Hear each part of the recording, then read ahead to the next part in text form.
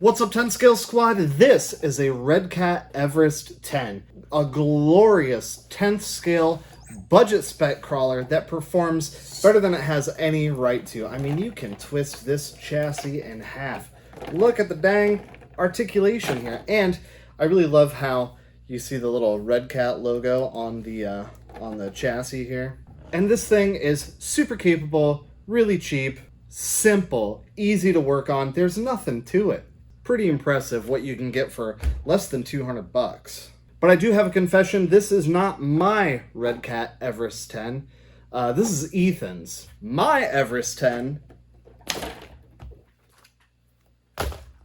is right here.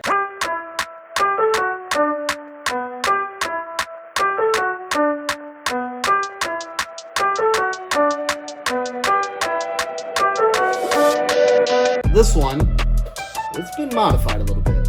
First of all, it has got 4-wheel steer. The cool thing about this chassis is the front is exactly like the rear. It's super easy to convert this thing to 4-wheel steer.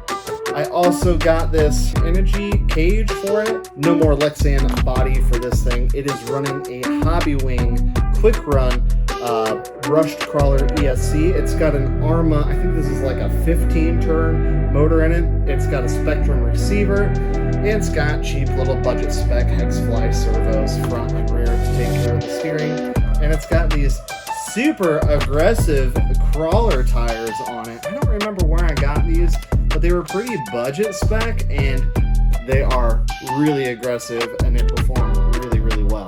I want to go mudding with this thing. I want to take this thing out. It's been years since I've run it.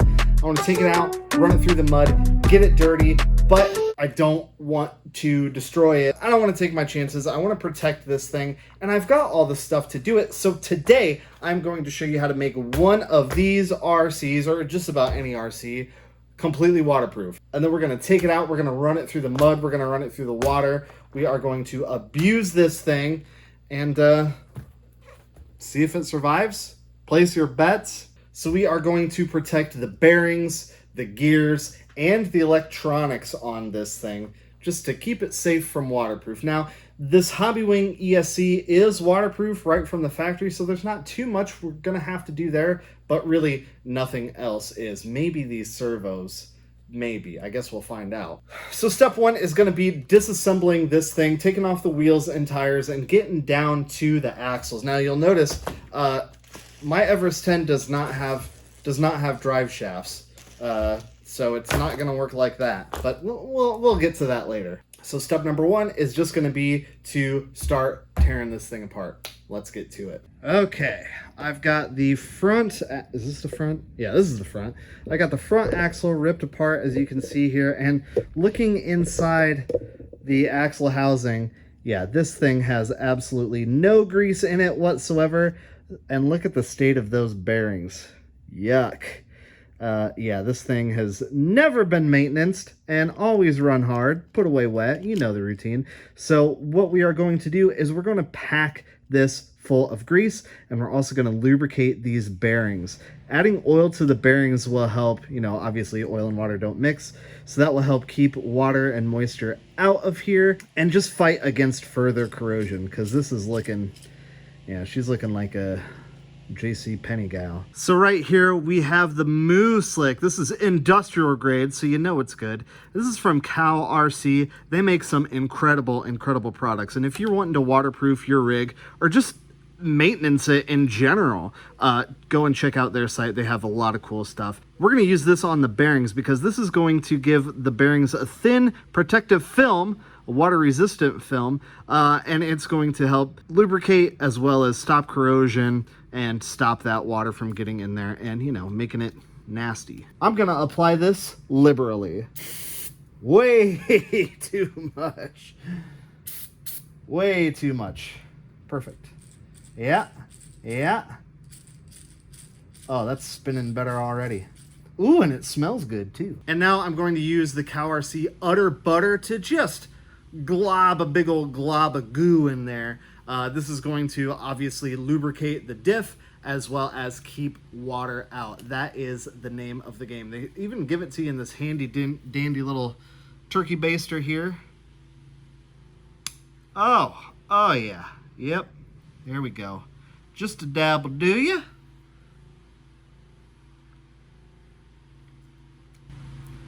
Don't. It doesn't taste as good as it smells. Oh yeah, we're just gonna work it in there. Work it in. Maybe just a little bit more. Ooh.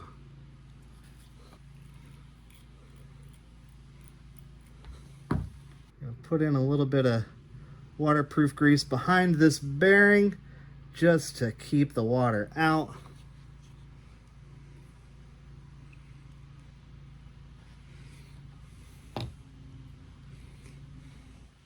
And now we should be able to put this thing back together. Super easy to work on these Redcat Everest 10s. It's like, what was it, like 1, 2, 3, 4, 8 screws to get the whole axle apart. Not bad. But can I get it back together? Can I get it back together? It's all back together now. Honestly, it's really not that difficult. You know, once you figure out what has to come apart and what can stay together. There are bearings in these outer hubs here, so I'm just going to go ahead and smack them with a bit of lube. Oh yeah. Uh-huh. And we'll go ahead and get the input shafts of the diffs as well. Yeah. Now that this has more lube than a P. Diddy freak-off party, I would say it is time to focus our attention on the electronics, starting with the motor. This motor sounds pretty bad. See what I mean? I think I've got something that might fix that, or at least help. We're certainly not going to make it any worse. Ooh, and the smell is atrocious. This is motor cleaner for electrical components. So let's just spray a little bit in there, and then we'll... Oh man, already that is way more gooder. There we go. Yeah, and all that dripping out of the bottom, you know, keep ripping until she's dripping, I say. Man, I cannot believe how much better that sounds. That tight spot is completely gone now. Perfect. That was way easier than I thought it was going to be. And we've got enough here to do every single motor in this whole shop at least twice. So I use my Hobbywing DX5 Rugged in this thing, which means the receivers are incredibly expensive. I don't know why. For a 3-channel receiver, it's dumb. They're too expensive. So I don't want to ruin the one that I have in here. So for that, I've got this Cow RC conformal coating that I'm going to brush on. It almost looks like a nail polish. I'm gonna brush this onto all the exposed bits on the receiver. If I have to replace that, I don't want to replace that. Why are they so expensive? That's dumb. Now I think realistically you're supposed to take the receiver apart and waterproof the circuitry inside of it. But to tell you the truth, I shoe-gooed the absolute bejesus out of it. So I'm just gonna glob it over all the connections. I don't ever plan on putting like a light kit or anything in here ever. I'm just gonna go ahead and glob her on there, and hopefully that'll be enough to keep it out. I'm not super optimistic about this. I feel like I'm gonna lose this receiver. There's other ways that you can do this. Some people will put their receiver inside of a like balloon to try and keep it dry that way. Obviously there are waterproof receiver boxes that you can use. This thing, nope, we're just gonna glob on the goo and hope for the best. So the transmission in these things are pretty robust, but since I've got the drive shafts off of it anyway, now is a good time to just pop 4 screws out of the bottom, disconnect the motor leads, and get inside that trans, and we'll just, take a look at the state of it and see if it needs any attention.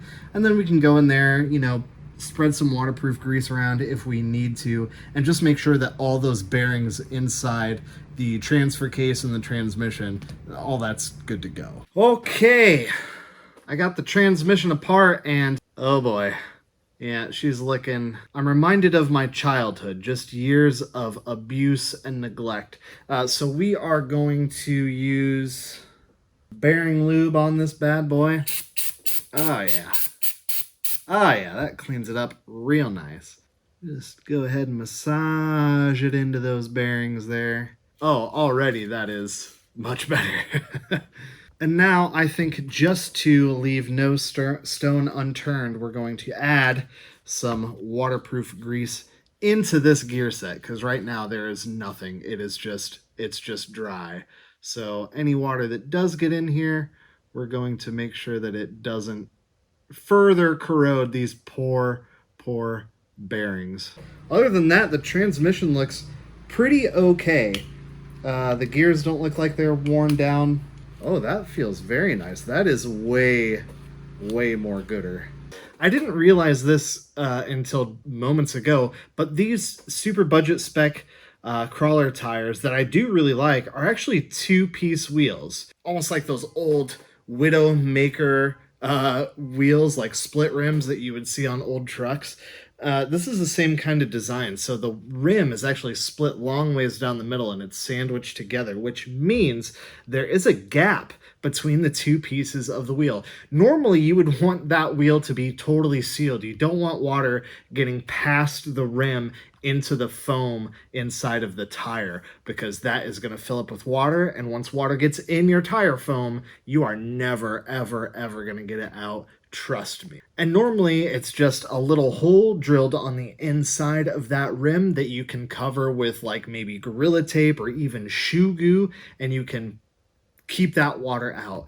I don't like using beadlock tires when it comes to stuff that I know is going to get wet, because I haven't had great luck sealing beadlock wheels, because you have to be really precise with how you torque all of the bolts around the rim.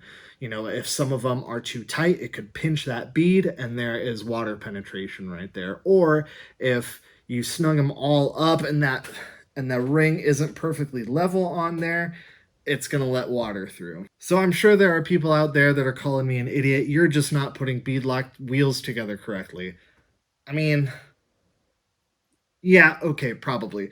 But for something simple and easy, crawler wheels glued onto the rim with the hole covered on the inside of the rim, that's going to be your best bet.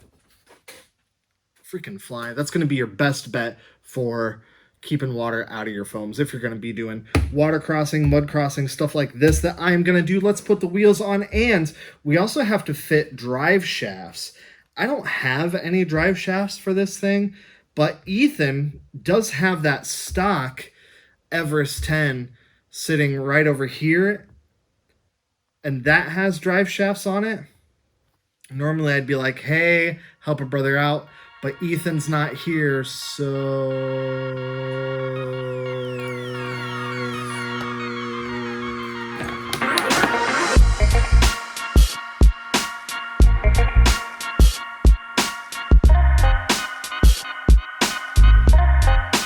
All right, stolen drive shafts installed. What do you think of the rock bouncer cage that I got on this thing? It looks cool, but I did try a couple bodies on it, and look how sick this low-C Camaro body looks on this thing. I mean, the whole monster truck muscle car thing, I don't know, it is a little cheesy, but something about that just absolutely works for me.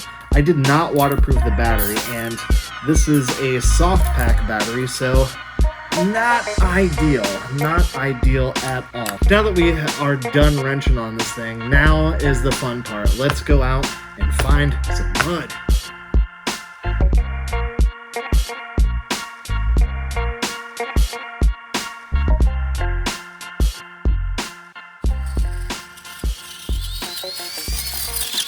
Whoa! Oh! Dude, on 3S, even though it's brushed, it freaking rips. Go ahead. Up the hill. No problemo. Oh, yeah! Ah!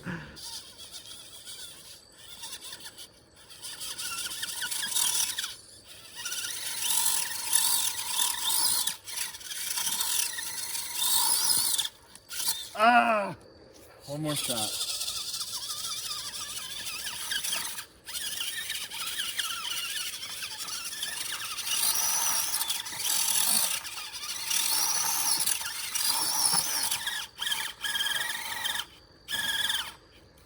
Oh, something's smoking. It's probably that brushed motor not liking all the 3S power. But you know what? We came here to find mud and get this thing wet. Plus, it might not be a bad idea to let that motor cool off in a nice, cool, refreshing drink. So why don't we stop doing this and find some actual mud for this thing? Let's do it. Whoa! I'll have to find some haggard backwoods type. Look at this hill right here. Can we make it down here? This is just a cliff. This is just a cliff. Here we go! Woo! Never doubted it! Alright, let's go find some mud. Some water! You okay? We're good. So, we found, not necessarily mud, but we found some dirty water, which is close enough. Eagle-eyed viewers may remember this area from where we lost the DRC truck as we were doing an epic water crossing. Yeah! Yeah! Oh my God! Oh, it's going down! It's going down!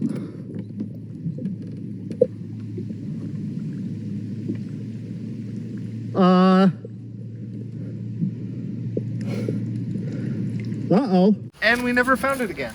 So hopefully we don't make this, hopefully we're not 2 for 2 here. All right, past this, what appears to be a boot. Is that a boot? That might be a boot. Oh, we're all the way in. Remember, I didn't want to get the battery wet, but oh, crap. Are you kidding me? Apparently putting that battery there was a bad idea because that means that it's super top heavy. I think this attempt, I'm just gonna go for maximum power. Uh-oh. Uh-oh. Uh-oh.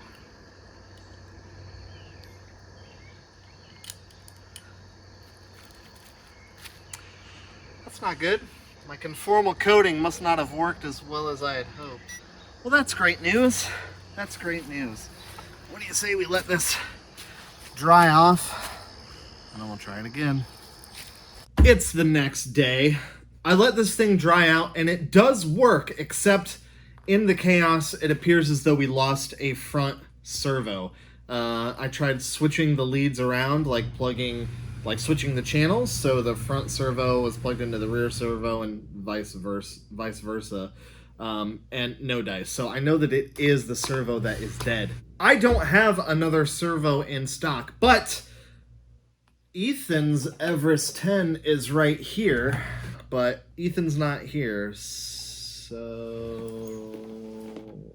Okay, we've got the old servo out. Ethan's servo is about to go in, but before I install it, I am going to plug it in and make sure that it does indeed work, and that way we know that the servo is centered and ready to go back in. Felt like that did something. Oh yeah, perfect. That new servo works. We are back in business. I also am going to do something a little different. I'm going to put the receiver inside of a balloon. Like I mentioned yesterday, that most people would say, oh, just put your receiver inside a balloon. And I was like, we're not going to do that. We're totally going to do that this time. So Ethan's servo that I stole does say waterproof on it, but I'm pretty sure it's the same servo that I took out, so who knows if it's actually going to work. With the receiver now in its new love glove, Let's see if this thing actually works. I feel good about my chances. Yesterday, that was just practice. This, I think we're in good shape. And if not, maybe I shouldn't go for just like the straight plunge in. Maybe I should just ease in a little bit. Oh, there's a deer right there. Hello, guy. Hi, little guy.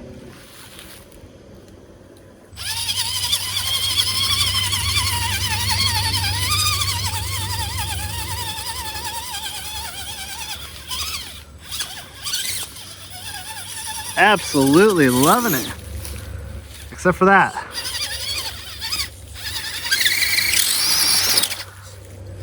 Come on. There we go. All right.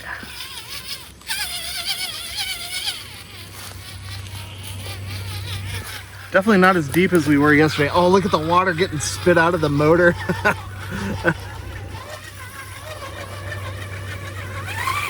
Oh, stuck on something down there. Oh, we are really stuck now. Come on! Uh-oh. Uh-oh. Oh. Oh, there's a little blip of something. We have steering. Is there just something stuck in the motor? There we go. There we go. Never doubted it. Yeah, I think we just might have had something stuck in the motor. There is definitely something to be said for brushless motors in crawlers. Seems like they might be a little bit more durable. Speed and power, that's the answer. Nope, maybe it's not.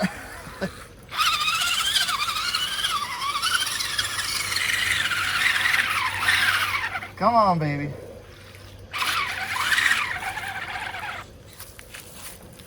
Oh, stuck again. It does not like that spot. But that is, let's be real, that is pretty dang submerged. Come on, baby. There we go. We say we'd see it if it will go fully submerged. Oh no, that poor motor. It is on its way out for sure. There we go, we're in the river now.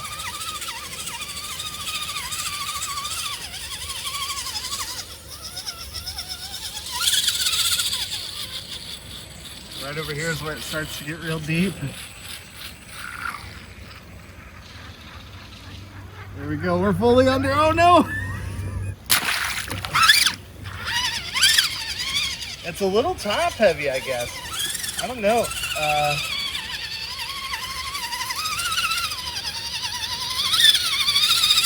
Speed and power, speed and power, speed and power, speed and power, stay in it.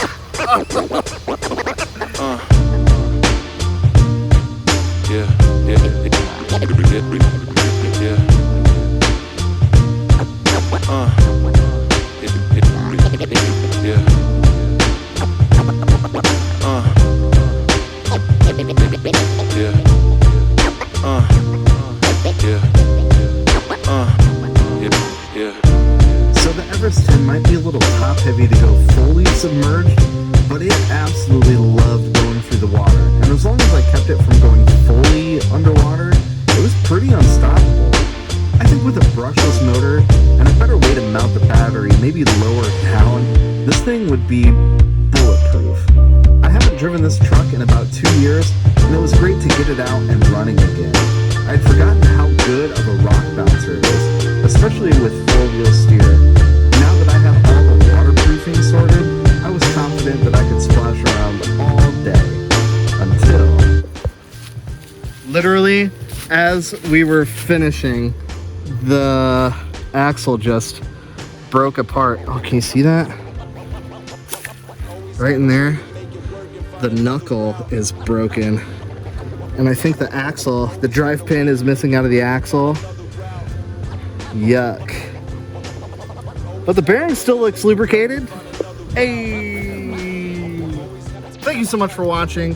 Big thanks to Ethan for letting me steal the parts off of his truck without me asking him. And if this is your first time checking out the channel, welcome. I'm glad you found it. We like to do RC shenanigans like this all the time, and I've got some wicked stuff coming up. You're gonna want to stick around. All right, guys, until next time. Yeah, yeah.